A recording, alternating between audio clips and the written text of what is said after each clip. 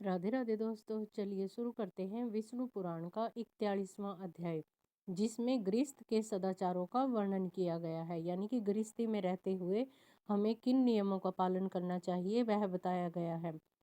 सगर जी कहने लगे, अब मैं गृहस्थ के उन सदाचारों को सुनने की इच्छा रखता हूँ जिनका आचरण करने से मनुष्य परलोक तथा इलोक दोनों लोकों में पतित नहीं हुआ करता। ओवर जी कहने लगे, हे नरेंद्र, अब आपके समक्ष सदाचार के लक्षणों का वृतांत कहता हूँ, क्योंकि सदाचार करने वाला मनुष्य इहलोक एवं परलोक दोनों पर ही विजय पा लेता है। सद शब्द का अर्थ है साधु, और साधु वही हो सकता है जिसमें दोष न हो, तो अर्थात जो दोष रहित हो। उस साधु मनुष्य का जो आचरण हुआ करता है उसी आचरण को सदाचार या सदाचारण कहा करते हैं। सदाचार के वक्ता एवं कर्ता सप्तऋषि मनु तथा प्रजापति सद्बुद्धि रखने वाले मनुष्य को चाहिए कि शुद्ध हृदय द्वारा ब्रह्म मुहूर्त में जागने के पश्चात अपने धर्म तथा धर्म विरोधी अर्थ का चिंतन करे, और ऐसे काम का भी उसे चिंतन करना चाहिए जिसके चिंतन करने से धर्म एवं अर्थ की सती न हो।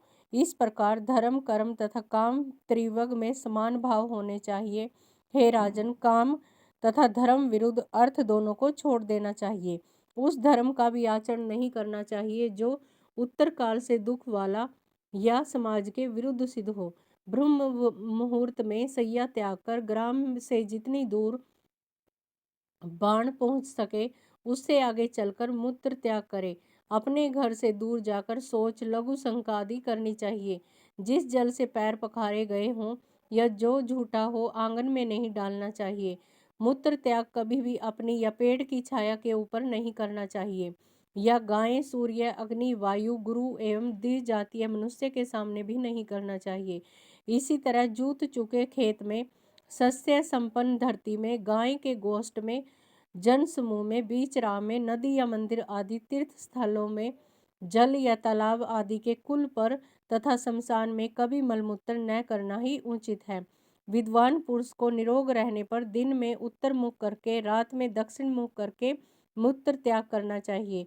जब शौच किया जाए तो धरती को तिनकों द्वारा तथा सिर को कपड़े से ढक लेना चाहिए। उसी जगह पर अधिक समय तक नहीं रहना चाहिए और न कुछ बोलना चाहिए। हे नरीपी, बोबी से निकली हुई चूहों के बिल से निकाली गई जल के अंदर की सोच क्रम से शोध बचाई हुई घर के लीपन की विटी, चिंटी आदि छोटे छोटे जीवों ने धरती में से निकाली हो, तथा हल से उखाड़ी गई मिट्टियों को सोच कर्म में प्रयोग न करें। हे राजन, लिंग में 1 बार मिट्टी लगाने से, गुदा में 3 बार मिट्टी लगाने से, बाएं हाथ में 10 दफा मिट्टी लगाने से, दोनों हाथों में 7 बार मिट्टी लगाने से सोच कर्म पूर्ण होता है।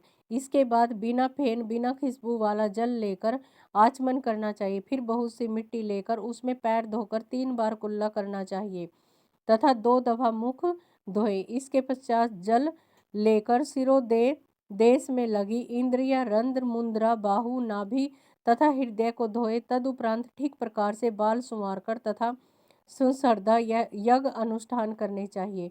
धन द्वारा ही सोम, सस्य, विष्ठा तथा पाक संस्था कर्म धर्म संपन्न होते हैं। अतः पुरुष को धन उपार्जन करने का प्रयास करना चाहिए। नित्य के कर्म करने से पहले नदी, नद, तड़ांग, देवालय की बावड़ी तथा पर्वत पर झरने वाले झरनों से नहाना चाहिए तथा कुएं से जल लाकर निकट के स्थान पर स्नान कर ले, या कुएं में से घर में लाकर जल द्वारा स्नान कर ले। नहाने के अनंत पवित्र कपड़े ग्रहण कर देवता, ऋषियों तथा पितरों का उन्हीं के तीर्थों द्वारा तर्पण करे। ऋषिगण और देवताओं के तर्पण के निमित्त 3 बार और प्रजापति के निमित्त 1 बार जल छोड़े।